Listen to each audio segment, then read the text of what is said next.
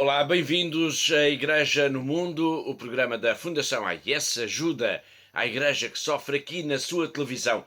Eu sou o Paulo Aido e é sempre um privilégio saber que posso contar com a sua companhia aí desse lado, ao longo dos próximos 50 minutos.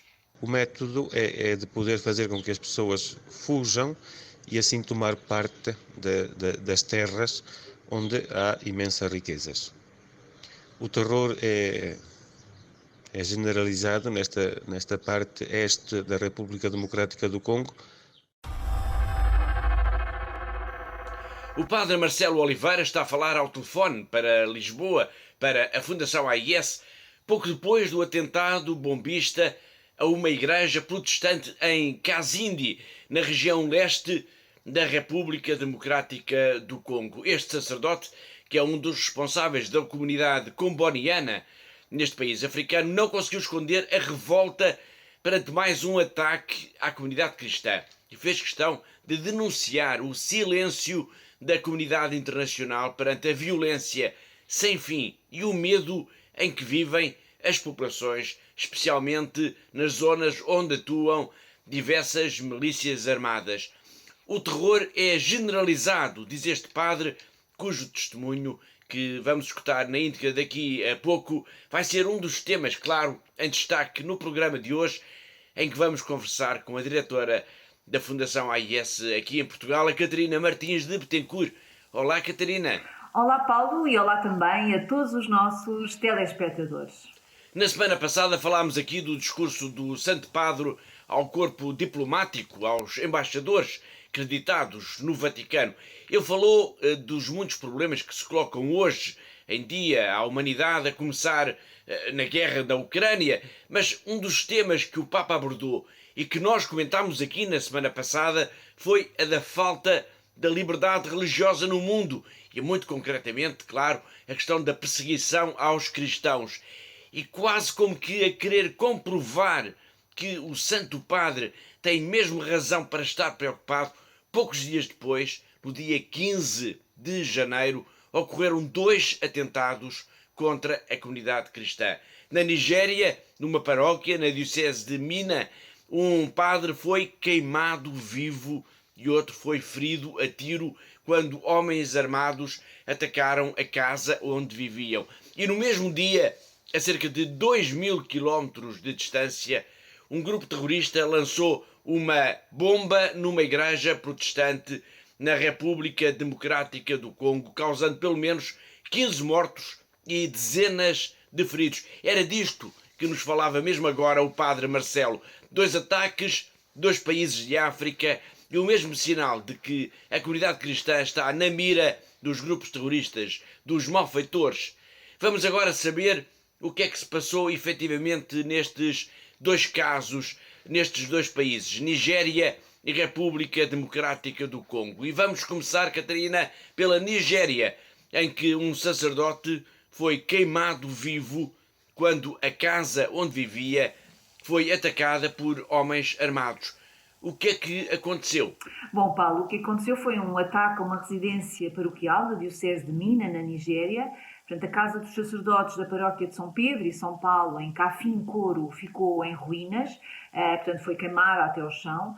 Sabe-se que o ataque teve início às primeiras horas do dia, do passado dia 15 de janeiro, e provocou não só a morte de um dos padres, como o Paulo acabou de dizer, que foi queimado vivo, mas também ferimentos no seu coadjutor, que foi baleado e acabou por ter de ser assistido no hospital.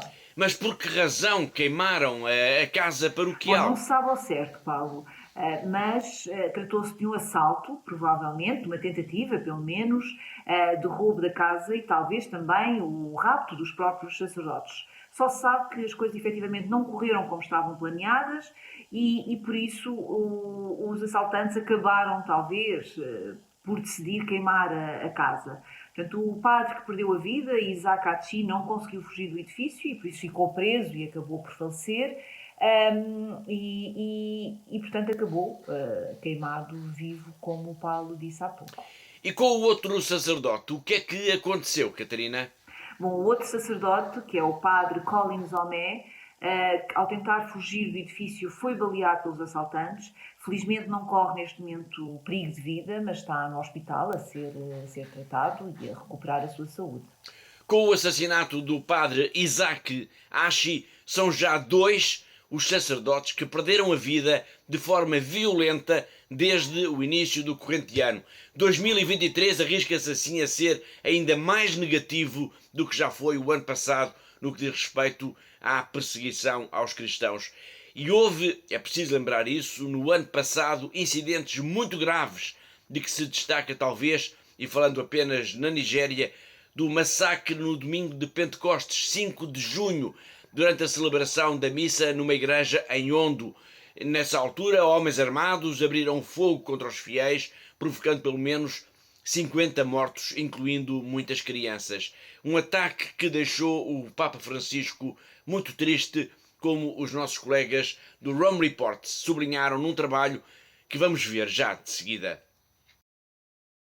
Pope Francis expressed his sorrow for the victims of the massacre in Nigeria on Pentecost Sunday. During the celebration in a church in Ondo, men armed with rifles opened fire on the faithful, leaving at least 50 dead, including many children. The mass shooting was in the Catholic Church of St. Francis Xavier of Owo, located in an area that, until now, had been considered one of the most peaceful in the region. In a virtual meeting organized by Aid to the Church in Need, just days before the attack, Archbishop Matthew Manoso of Kaduna stressed the danger of the growing strength of the terrorist groups in the country. In the last 4 years or so, it has taken a new dimension because they have acquired weapons, and therefore they have the ability to destroy massively, and therefore destroying villages, dispossessing them of their properties, killing people, making so many people refugees. The country's president has condemned the act, but the identity of the assailants is still unknown.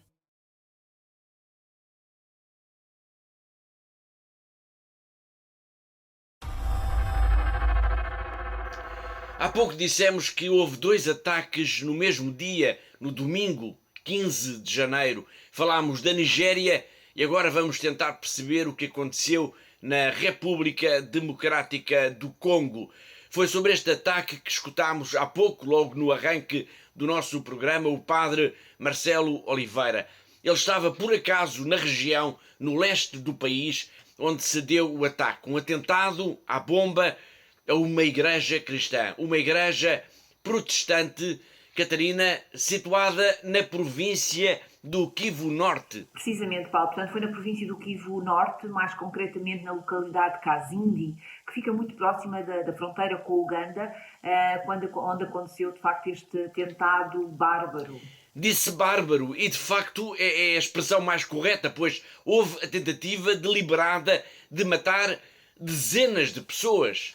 Sim, só isso explica que tenha sido colocada uma bomba, ainda que artesanal, no meio da igreja nesse domingo, quando estavam a celebrar vários batizados. Portanto, ou seja, quem colocou a bomba, Paulo, quem planeou este ataque, sabia que naquela altura, naquela igreja, estaria cheia de fiéis e que muitos seriam provavelmente crianças acompanhados dos seus pais e também dos seus familiares. E o balanço permite dizer que o intuito dos terroristas foi alcançado. É porque há pelo menos 15 mortos a registar. Sim, 15 mortos e dezenas de feridos, seguramente mais de 30, e alguns em estado muito grave. Logo que se soube do atentado, as autoridades apontaram o dedo a um responsável.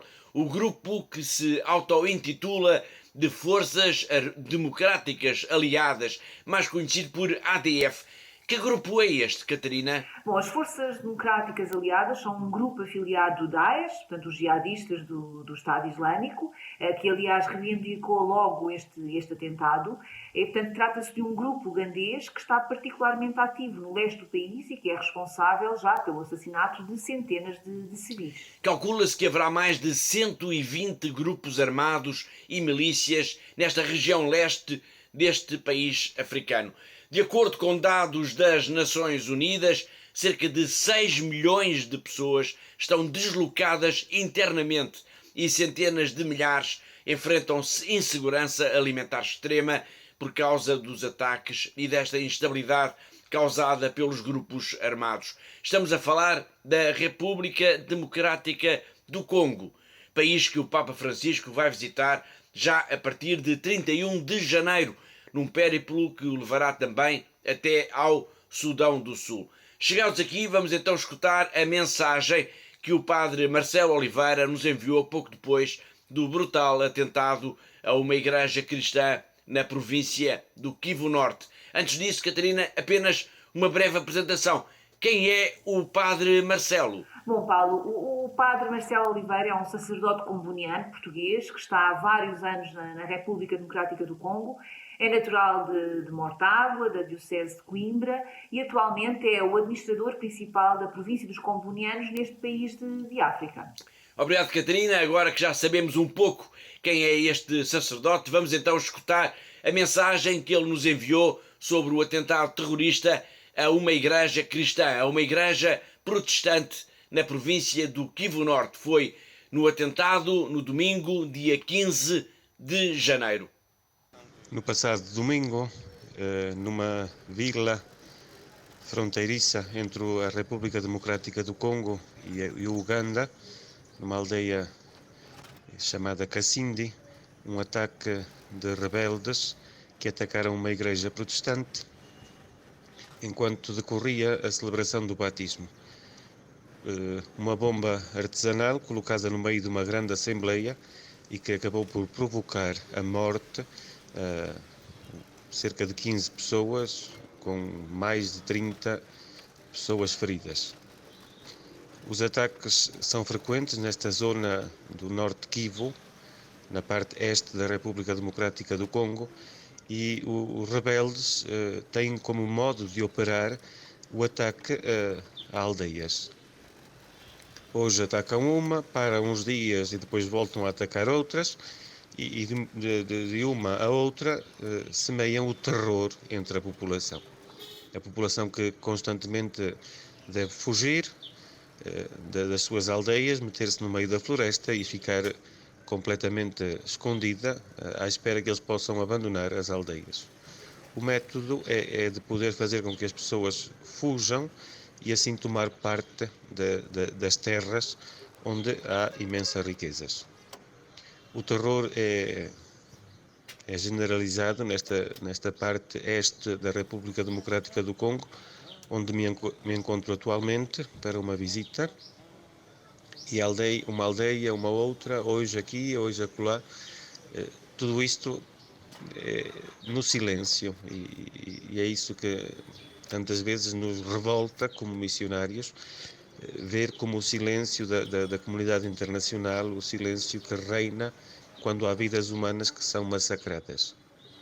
Desta vez foi a vez de uma igreja protestante, mas os rebeldes procuram eliminar a população, atacando zonas ou celebrações ou manifestações onde se encontra muita gente, a fim que as pessoas possam fugir e viver em constante movimento, deixando as suas terras, deixando as suas casas.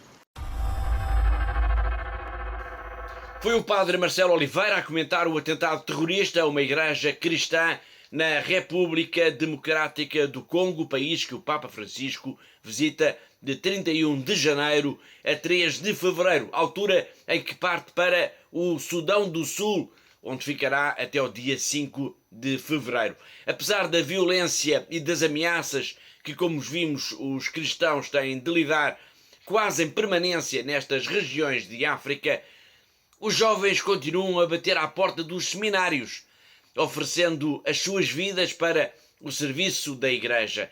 No meio da violência e da tragédia, há sempre lugar para a esperança. Jean-Claude Fliston é um desses jovens seminaristas, desses jovens sem medo. Ele nasceu numa família numerosa na República Democrática do Congo e desde criança que sonhava ser missionário.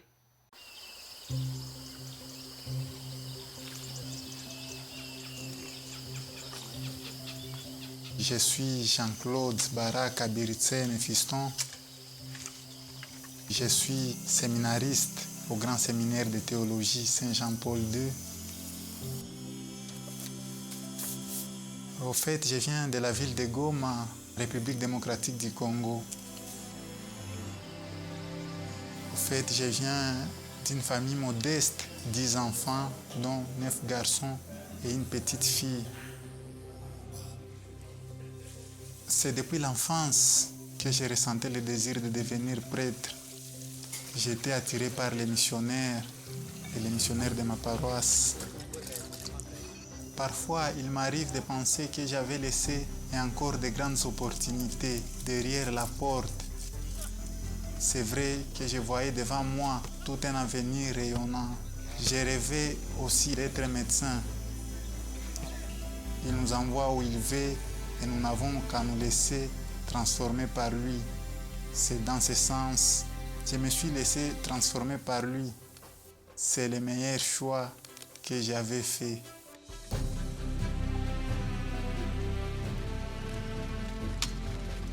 Cette région connaît plusieurs troubles qui sont liés à différentes rébellions qui occasionnent des guerres à répétition, de la grande pauvreté que connaît les milliers. Je veux devenir prêtre, peut-être pour apporter la consolation à ceux qui souffrent, pleurer avec ceux qui pleurent, annoncer l'espérance avec ceux qui ont tout perdu. Nous leur disons merci pour ce qu'ils font déjà et nous pensons qu'ils vont continuer à nous soutenir, à soutenir nos séminaires pour la plus grande gloire de Dieu. La vocation est un mystère, la vocation vient de Dieu, c'est un projet de Dieu.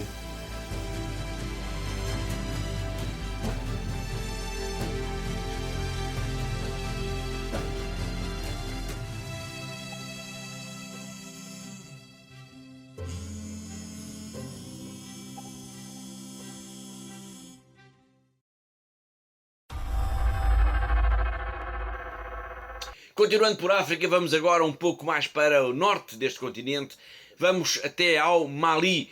E também aqui as notícias não são nada positivas. Um grupo de militantes jihadistas esteve no início do ano na aldeia de Dona, situada no centro do Mali, deixando uma ameaça concreta para a comunidade cristã local. Não só tinham de encerrar as igrejas, como passava a ser proibido até, Catarina, tocar os sinos. É verdade, Paulo. E quando lemos estas notícias, que estão todas no nosso site, e convido também desde já todos os nossos telespectadores a visitarem o nosso site para verem diariamente estas notícias sobre a Igreja no mundo, ficamos como que perplexos como é que isto é possível. Portanto, no entanto, é precisamente como o Paulo acabou de referir. Portanto, são grupos de militantes jihadistas que estiveram então nessa aldeia do Mali e deixaram uma ameaça terrível. Portanto, os cristãos têm de fechar as suas igrejas e nem sequer podem tocar os sinos. Portanto, têm que se remeter a um silêncio total como se não existissem. O alerta sobre esta situação foi dado pela Diocese de Mopti num comunicado assinado pelo padre Daniel Togo, que é o secretário do bispo Dom Jean-Baptiste Tiama. Sim, é isso. E no texto que foi publicado depois no Journal Mission da Conferência Episcopal do Mali, é referido que a comunidade cristã de Douma, que pertence à paróquia de Barapirelli, tem estado a ser vítima e está sob ameaça destes jihadistas desde há algumas semanas. Ameaças que culminaram agora no dia 4 de janeiro com a exigência de que falámos do fecho das igrejas. E no comunicado pode ler-se que é também proibido tocar os sinos, tocar quaisquer instrumentos musicais e até rezar nas igrejas. Mas as ameaças, Catarina, não se ficam por aqui. Pois não, Paulo, infelizmente, e o que é ainda mais preocupante é que, de facto, os terroristas estão a pedir a estes cristãos para passarem a praticar a religião muçulmana. Ou seja, não só os cristãos têm de abandonar as suas igrejas, como não lhes é permitido tocar os sinos das próprias igrejas, como ao mesmo tempo também têm que rezar e passar a comportar-se como muçulmanos. E isto é, de facto, uma ameaça muito séria para a comunidade cristã. Mas não se pense que estas ameaças são apenas para assustar os cristãos. De facto, há um aumento real de insegurança para todos os cristãos do Mali. Ainda a 20 de novembro, no ano passado, há cerca de 2 meses, portanto, ocorreu o rapto de um sacerdote, o padre alemão Hans Joachim Lohr. Exatamente, Paulo. Portanto, a situação deste sacerdote que ainda continua sem qualquer informação, continuamos sem qualquer informação, tem vindo a ser acompanhada de perto pela Fundação AIS, aliás temos dado conta aqui nos nossos programas desta situação e, portanto, continuamos muito preocupados. Como provavelmente os nossos telespectadores se lembrarão, mal se soube desta notícia deste rapto, o nosso Presidente Executivo Internacional, Thomas Arne Geldern, apelou a todos pelas orações para a libertação deste sacerdote, o Padre Joaquim, que é conhecido também como Yajo. Raptado em Bamako, a capital do Mali, quando ia celebrar uma missa numa igreja nesta região, este sacerdote desenvolvia um importante trabalho no diálogo interreligioso. Sim, ele lecionava no Instituto de Educação Cristã Islâmica. Aliás, este sequestro, Paulo, deste missionário, é visto no Mali como mais um sinal da deterioração das relações da vida e das condições para a manutenção da comunidade cristã neste país.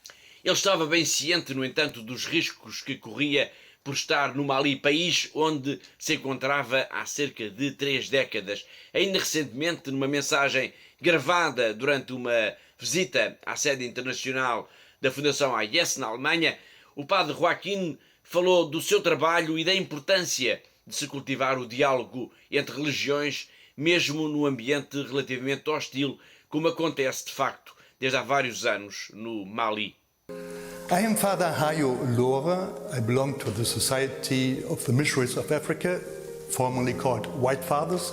I come from Germany, near Paderborn, but since nearly 30 years I'm living in Mali, in West Africa, now precisely in Bamako, where we have a big center for the Christian-Muslim dialogue, which trains lay people, priests, sisters in Islamic studies. We give them a profound knowledge of Islam, so once they go back to their community, they may be able to build bridges, to have contacts with the surrounding mosques. And there are strong fundamentalist currents in Mali right now, but the large majority just wants to live in peace. So it is essential for us to foster the good relationship with the Muslims around us. We thank you for your help. We thank Aid to the Church in Need for all the support. They promised to help us with a big amount of money because we have to build this center anew because of the growing demand for formation. Thank you very much.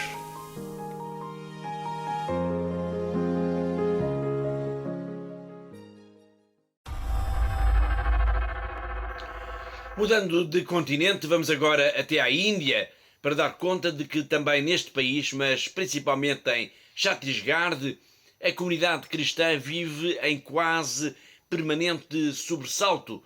Neste estado, que tem cerca de 29 milhões de habitantes e está situado na região central da Índia, tem-se vindo a registrar sucessivos ataques contra os cristãos, com agressões a fiéis e a vandalização e destruição de templos.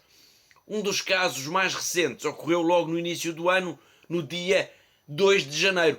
O que é que aconteceu, Catarina? Bom, Paulo, nesse dia uma multidão atacou a Igreja do Sagrado Coração, em Bastar, uma zona onde predomina uma população de origem tribal, atirando pedras contra o edifício, arrombando a porta da entrada e destruindo tudo o que se encontrava no interior, inclusivamente uma imagem de Jesus Cristo. Destruíram tudo? Sim, segundo o pároco local, o padre John Devasia, a igreja, que tem cerca de meio século de existência e havia sido reconstruída agora, há pouco tempo, há 5 anos, está agora totalmente destruída. Este ataque veio agravar o estado de alarme em que se encontra a comunidade cristã face à violência organizada que está a acontecer na Índia e que tem os cristãos como um dos alvos principais. É verdade, e portanto desde há algum tempo que se sente que há uma tensão crescente entre os grupos radicais hindus a mobilizarem as populações, instigando-as contra a comunidade cristã. Portanto, em causa estão as acusações de conversões forçadas e a prática do que chamam de religião estrangeira. Portanto, no início de dezembro, houve vários incidentes contra os cristãos em dezenas de aldeias no estado de Chhattisgarh, com a destruição, por exemplo, de 3 igrejas e no dia 27 de dezembro ocorreu um outro ataque, desta vez à Igreja de Santa Maria, na cidade de Missuru, no estado de Karnataka. Este clima de tensão já estava, de certa forma, identificado no mais recente relatório da Fundação AIS sobre a perseguição aos cristãos no mundo e que foi publicado em novembro do ano passado. Sim, portanto, este relatório, importa aqui sublinhar que o período em análise é entre 2020 e 2022, é referido que a vitória do Partido Nacionalista Bharatiya Janata reforçou e encorajou ao mesmo tempo este clima no qual as minorias são marginalizadas, constatando-se igualmente que houve mais de 800 ataques a cristãos nestes 2 anos. E tudo indica, Paulo, que infelizmente esta situação está agora a agravar-se já no início de 2023. Estamos a falar dos cristãos na Índia, eles são olhados com desconfiança, são ameaçados, são atacados, são ofendidos. De facto, ser cristão na Índia exige muitas vezes muita coragem. Apesar do crescimento dos grupos nacionalistas que querem a Índia apenas para os hindus, os cristãos vão fazendo a sua caminhada de forma bastante discreta, sem muitos meios, sem recursos. Como é que os cristãos vão partilhando e aprofundando a sua fé? Através das chamadas pequenas comunidades cristãs. Em casas de uns e de outros, as famílias vão se juntando, vão rezando, vão fazendo caminho, como nos vai contar agora a irmã Christiane Joseph, desde a zona de Bihar.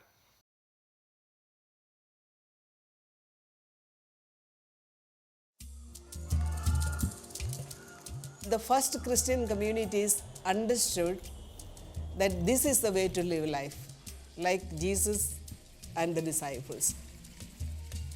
In 1991, the bishops of India, CBCI, said we need to embrace the new way of being church, which is best expressed through small Christian communities. SCCs are grassroots level groups. According to the number of families nearby, we form groups of families. A manageable group, a group which can sit within the house because meetings are in the house. Every week we meet in the neighborhood and we share the word of God.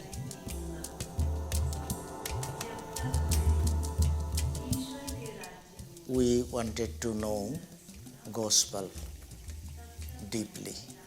Through this community prayer group, we started studying Bible.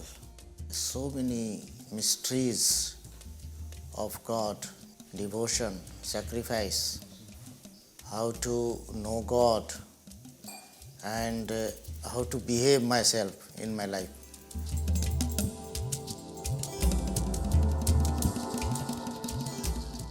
We have around 85,000 SCCs in India and more than 2 lakhs of SCC animators. We aim at transformation and building relationship because we believe church is a network of relationships, relationship between God and with one another. Jesus started communities, especially calling the 12, he formed a small community where they shared and lived together and cared for one another.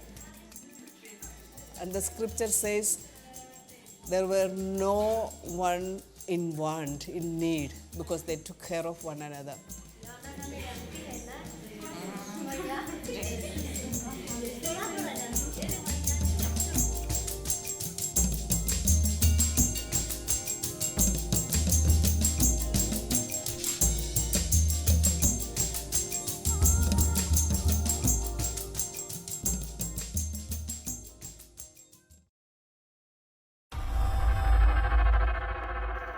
Muito perto da Índia fica Myanmar, outrora conhecido como a Birmânia.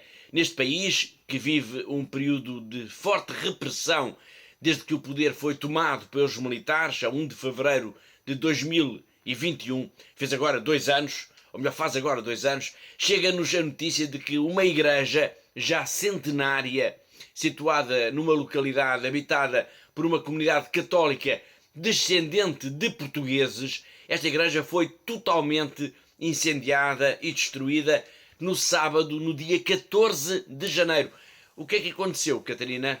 Bom, Paulo, o que aconteceu é exatamente isso que acabou de descrever. Portanto, a histórica Igreja de Nossa Senhora da Assunção, no vilarejo de Chantaya, onde vive uma comunidade católica, os Bainguis, que são descendentes de portugueses, foi totalmente destruída, foi incendiada primeiro e destruída no dia 14 de janeiro deste ano por soldados da junta militar, em mais um sinal de clara violência contra as minorias religiosas, nomeadamente os cristãos. Este ataque, esta destruição, não passou despercebida ao Papa Francisco, que no domingo, dia 22, logo após a recitação do Ângelus, falou desta igreja como um dos locais de culto mais antigos e importantes do país. Il mio pensiero è con dolore. Il mio pensiero va in particolare al Myanmar, dove è stata incendiata e distrutta la chiesa Nostra Signora dell'Assunzione nel villaggio di Chantar, uno dei luoghi di culto più antichi e importanti del paese. Sono vicino all'inerme popolazione civile che in molte città è sottoposta a dura prova. Voglio Dio che finisca presto questo conflitto e si apra un tempo nuovo di perdono, di amore e di pace. Esta notícia de que o Papa também falou trouxe para a luz do dia a situação desta comunidade católica muito específica, os Bainguis, que têm sido vítimas de abusos de poder em Myanmar, e isto perante o silêncio da comunidade internacional. Mas há uma associação, Catarina, que tem procurado denunciar toda a violência que tem atingido esta comunidade. Sim, é a Associação Internacional de Lusodescendentes, que tem vindo, de facto, a monitorizar a situação em que se encontram os Bainguis, que são vítimas constantes dos atropelos dos seus direitos, nomeadamente por serem uma comunidade católica, mas também por serem descendentes dos portugueses. E esta associação tem vindo também a lamentar o silêncio por parte das autoridades de Lisboa face a estas notícias.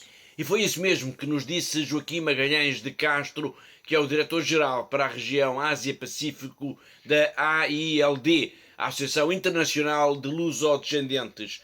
Em declarações à Fundação AIS, ele lamenta o silêncio das autoridades face a mais um ataque contra um símbolo religioso e cultural em Myanmar e fala mesmo em barbárie. Nós já o vamos escutar, mas antes, Catarina, apenas uma pergunta. Há alguma explicação para os militares de Myanmar terem queimado e destruído esta igreja? Não, de facto é difícil encontrar uma explicação, Paulo, porque esta igreja histórica, Nossa Senhora da Assunção, em Chantayua, foi construída então no século XIX, em 1894, e era um símbolo religioso e ao mesmo tempo também cultural, e era o orgulho da comunidade católica local. Segundo todos os relatos, não se consegue perceber porque é que tudo isto aconteceu, porque não houve nenhuma luta ou qualquer confronto e também não houve nenhuma provocação. Obrigado, Catarina. Vamos então escutar Joaquim Magalhães de Castro, investigador e que é também um dos responsáveis da Associação Internacional de Lusodescendentes, a lamentar não só toda esta violência despropositada sobre um símbolo cultural e religioso, como também o silêncio inexplicável das autoridades portuguesas sobre o que se passa com esta comunidade de católicos descendentes de portugueses. A comunidade lusodescendente católica de Myanmar, os ditos Bainguis, foi mais uma vez vítima de um ataque da junta militar. Desta feita, foi uma igreja centenária totalmente incendiada. Aqui em Portugal, continua o silêncio. Apesar de todos os factos que têm vindo a acontecer, os ataques, as destruições das colheitas e das casas, Portugal continua a ignorar e, mais grave ainda, continua a não reconhecer a existência desta comunidade, apesar de, historicamente, isso estar mais do que comprovado. É lamentável. Da parte da nossa associação, a AILD, vamos tentar voltar a levar o assunto ao Parlamento e divulgar isto o mais possível, a ver se consegue fazer algo para travar esta barbárie. Falta dizer que a maioria dos baenguis saíram das suas aldeias e estão numa situação de refugiados. Portanto, uma situação muito precária e estão a precisar da nossa ajuda. Iremos tentar iniciar também uma campanha para recolha de fundos. O problema é fazê-los lá chegar. E de Myanmar, onde uma igreja católica centenária, que é a expressão também da presença portuguesa neste país da Ásia, foi totalmente destruída, vamos agora até à China, num pequeno salto no globo, ao encontro do nosso correspondente em Macau, o jornalista José Miguel Encarnação. Também Macau se associou às cerimónias fúnebres do Papa Emérito Bento XVI. No dia 5 de janeiro, ao final do dia, na Sé Catedral de Macau, o bispo de Macau, Dom Stephen Lee, presidiu a missa de Requiem pelo Papa Emérito. Com ele co-celebraram vários sacerdotes, numa igreja que não esteve propriamente cheia, mas bastante composta de fiéis. Logo a meio da tarde, a Diocese de Macau providenciou um ecrã gigante, sendo que alguns fiéis estiveram reunidos para assistir às cerimónias em Roma, na Praça de São Pedro. No final dessa transmissão televisiva, foi então o momento em que foi celebrada a missa de Requiem, em que no final da mesma, muitos fiéis passaram pelo retrato de Bento XVI, ali se curvaram com humildade, dedicando ao Sumo Pontífice as suas orações. Foi José Miguel Encarnação, o nosso correspondente em Macau, na China, e assim chegamos ao fim da primeira parte do nosso programa.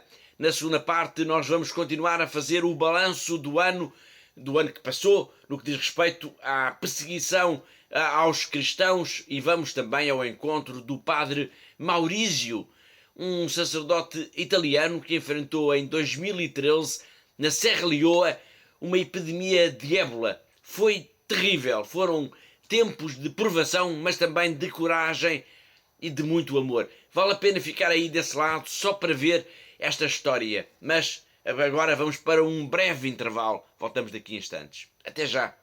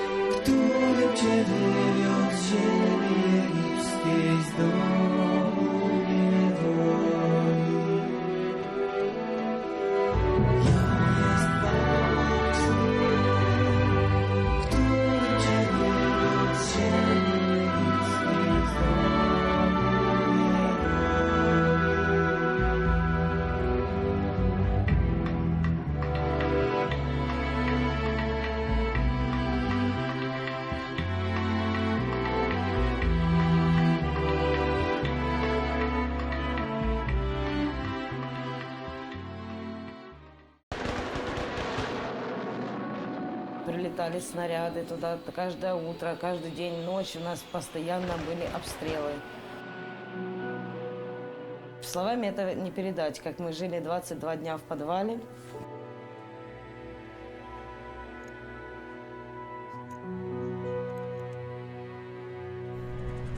Спали на полу, ели то, что приходилось найти нам в магазине. Нам был этот шаг перешагнуть, просто выйти с этого бомбоубежища.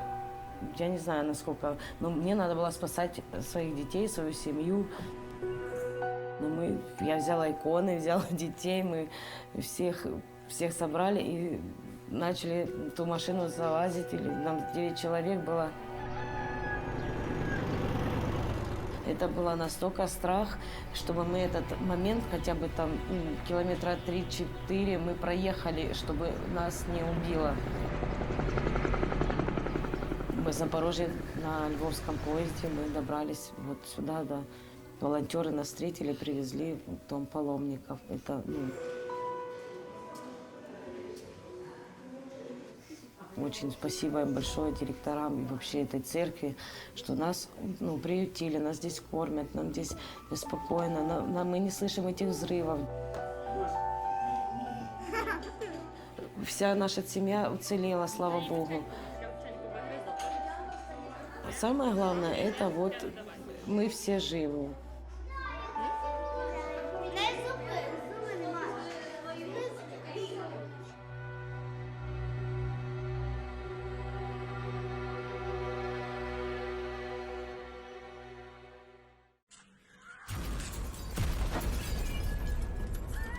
Перше, що були чути вибухи, почали до нас їхати перші біженці. Більшість матері з дітьми. Після початку війни сиділи вдома, спали в ванні, коли стало небезпечно, ми виїхали з дітками сюди. Перших днів війни якось світ змінився в Україні, і ми всі змінилися. В житті, яке змінилося, мусила працювати також і церква. Ми мусили закрити також і нашу католицьку школу, і семінарії. Ці місця ми постаралися також прийняти біженців. Хтось загубив своїх рідних, хтось був зґвалтований. Ми мали йому їх якось підтримати, зрозуміти і дати то відчуття, що ми разом. Дуже вдячна, що Богу, що ми попали сюди, і що зараз ми в безпеці, і о нас заботяться. Дуже вдячна.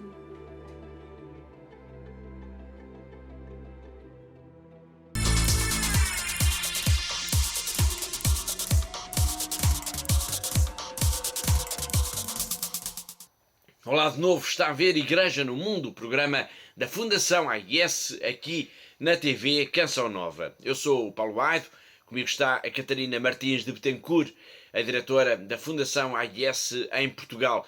E chegamos assim ao último tema do programa de hoje, o balanço do ano de 2022 no que diz respeito à perseguição aos cristãos. Um balanço feito pela Fundação AIS e em que se pode concluir que ao longo de 2022, mais de 100 de padres, irmãs e bispos foram mortos, raptados ou presos. Nas 2 últimas semanas nós falámos aqui dos religiosos que foram assassinados e raptados. E hoje vamos falar de alguns dos casos de pessoas da Igreja que estão detidas. Esta é uma contabilidade difícil de fazer, mas podemos dizer, Catarina, que há pelo menos 32 casos identificados. Bom, Paulo, como todos sabemos, é sempre difícil apurar o número exato de pessoas ligadas à Igreja que estão detidas, mas vamos tentar pelo menos dar a conhecer algumas das situações de que temos conhecimento.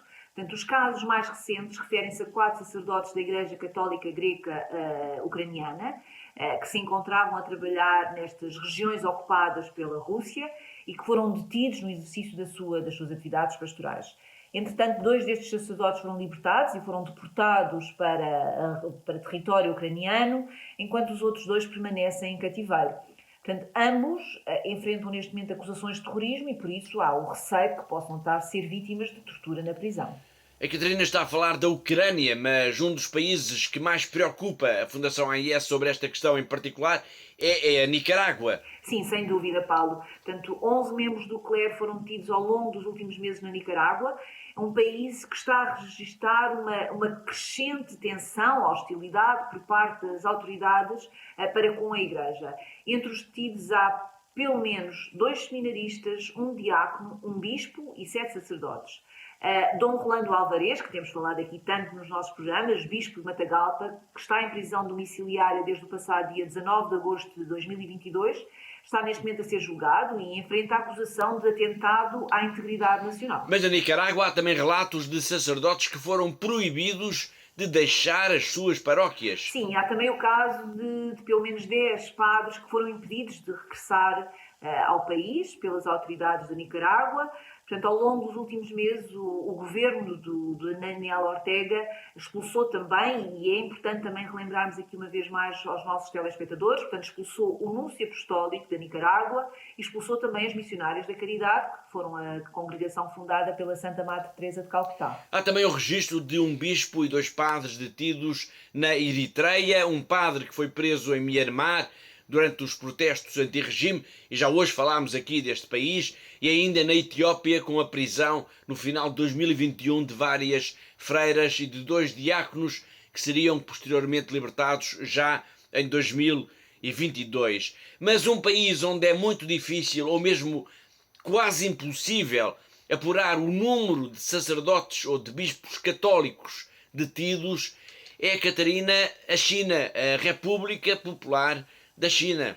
É verdade, Paulo, e de acordo com as informações recolhidas pela Fundação AIS, os padres, os sacerdotes da Igreja clandestina são repetidamente detidos pelas autoridades durante algum tempo como uma medida de pressão para os pressionar para aderirem à Igreja aprovada pelo Estado.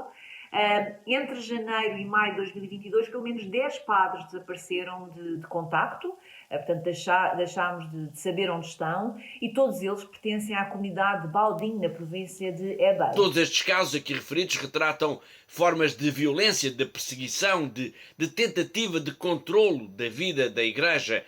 Todos estes casos foram também reunidos e divulgados pela Fundação AIS em novembro do ano passado, no relatório sobre a perseguição aos cristãos, um trabalho que não podemos ignorar.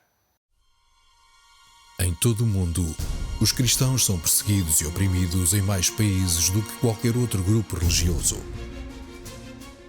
Os sacerdotes são mortos, os fiéis são raptados, as mulheres cristãs são violadas e forçadas a negar a sua fé, as igrejas são profanadas e comunidades forçadas a fugir. Esta última edição do relatório Perseguidos e Esquecidos da Fundação Ajuda à Igreja que Sofre examina a situação em 24 países onde a instituição encontrou provas de graves violações à liberdade religiosa. Perseguidos e Esquecidos concluiu que em 75% dos países sob pesquisa do relatório, os fiéis sofreram um aumento da opressão ou perseguição durante o período em análise de setembro de 2020 a setembro de 2022. Em África, a situação dos cristãos piorou, com provas chocantes de um forte aumento da violência genocida por parte dos jihadistas e outros militantes. De acordo com uma análise independente, entre janeiro de 2021 e junho de 2022, mais de 7.600 cristãos foram mortos na Nigéria, com mais de 40 mortos quando homens armados abriram fogo na igreja de São Francisco Xavier, no estado de Ondo, durante a missa de domingo de Pentecostes. Em Moçambique, o Al-Shabaab intensificou os seus ataques indiscriminados, matando cristãos, esvaziando aldeias de maioria cristã e incendiando igrejas como parte da sua campanha de terror. No Médio Oriente, a migração contínua exacerbou a crise que ameaçava a sobrevivência de 3 das mais antigas e importantes comunidades cristãs do mundo, no Iraque, na Síria e na Palestina. Na Síria, o Hayat Tahrir al-Sham, uma ramificação da Al-Qaeda, alegadamente deslocou um grande número de cristãos, transformando casas em mesquitas. No Iraque, os números caíram cerca de 300 mil antes da invasão do Daesh em 2014 para apenas 150 mil. E em 75 anos após a criação do Estado de Israel, os cristãos na Cisjordânia diminuíram 18% para menos de 1% atualmente. Na Arábia Saudita e noutros lugares, os cristãos são uma minoria silenciosa e invisível, proibida de exibir cruzes publicamente, e há poucos sinais de mudança no horizonte. Na Ásia, o autoritarismo estatal tem causado uma opressão crescente contra os cristãos na Birmânia, China, Vietnã e noutros lugares. O país onde se verifica de forma mais grave que a liberdade religiosa e de consciência estão a ser estranguladas é a Coreia do Norte. O nacionalismo religioso intensificou os problemas para os fiéis, incluindo o regresso ao poder dos talibãs no Afeganistão, que viram os cristãos em massa a fugir do país. Na Índia e no Sri Lanka, o nacionalismo religioso tem assistido a ataques contínuos contra as minorias. Grupos nacionalistas visaram cristãos e locais de culto e até a polícia prendeu crentes ou interrompeu as celebrações nas igrejas.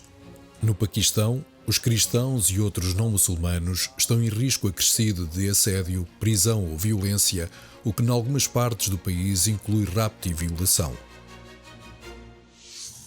Perseguidos e esquecidos é um testemunho em primeira mão. Estudos de casos, análises de países, globais e regionais, sobre a medida em que os cristãos são visados em todo o mundo. Os passos para os ajudar por parte da comunidade internacional têm sido muitas vezes demasiado escassos, demasiado tardios. O seu drama é ignorado, e é assim que em muitos países os cristãos continuam a ser perseguidos. Quebremos o silêncio e façamos tudo o que estiver ao nosso alcance para que não sejam esquecidos.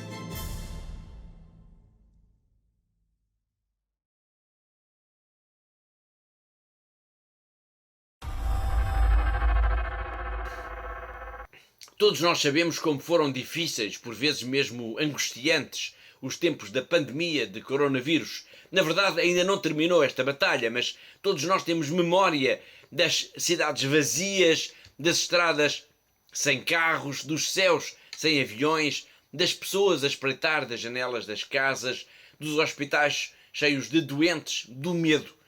Todos temos memória do medo da morte que a Covid-19 trouxe para as nossas vidas. Mas há muitas outras pandemias, muitas outras epidemias a assustar povos inteiros e de que mal se fala. É o caso do ébola.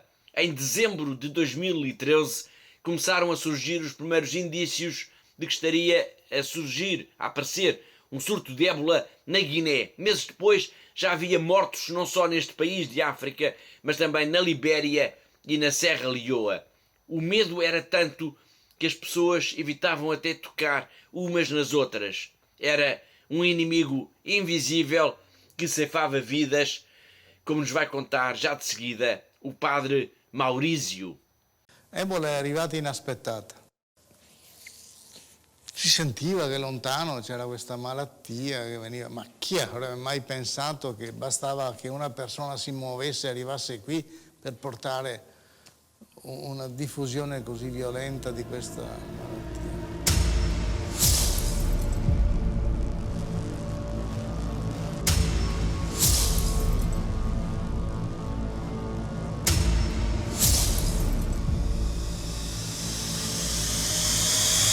Era un nemico invisibile, non lo vedevi, era attorno a te, poteva capitarti qualsiasi cosa, non ci si parlava uno di fronte all'altro, non ci si toccava, niente pace in chiesa, niente distanti uno dall'altro. C'era una paura del contagio incredibile.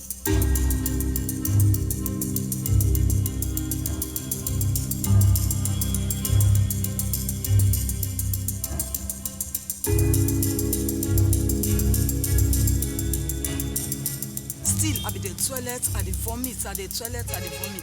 Now I talk, I say, Father, for say this na the end of my life. I been get belle, young belle. Cambodente and Nimbola don't worse. Say the sick affect me man. So me man die. I mean they take care of me picking there, not get nobody where they help me. We tell God thank you. We God don't make this Ebola done. This Ebola we make na this Tonya. But people then die. And they pass 100 people they will die. And we always see those so we all now widow them.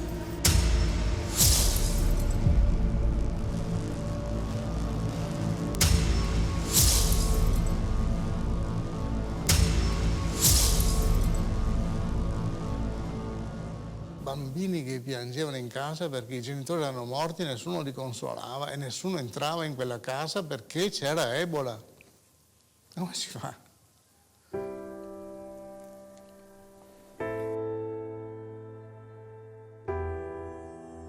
Condividere il loro pianto, la loro sofferenza. Misericordia è una persona che soffre e tu sei vicino.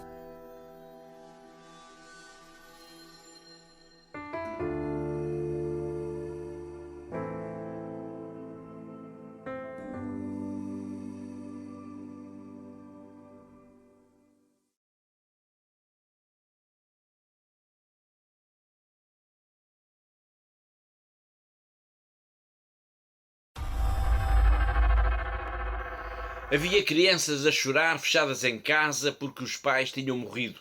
Dizia-nos mesmo agora o padre Maurício. Não havia ninguém para as consolar. Consolar, estar perto, abraçar, escutar os lamentos, ajudar a secar as lágrimas. Às vezes, fazer o bem é muito simples. É só estar presente. Tudo mais acontece como que por magia. É a magia do amor. E com este testemunho tão forte de quem viveu o drama da epidemia do ébola como se estivesse no meio de um furacão, chegamos ao fim do nosso programa. Resta-me agradecer a colaboração da Catarina, diretora da AIS aqui em Portugal, assim como de todos os que ajudaram a produzir, a editar e a levar até si este programa. E já sabe, eu conto consigo, sempre aí, desse lado, na próxima semana. Até lá, se Deus quiser.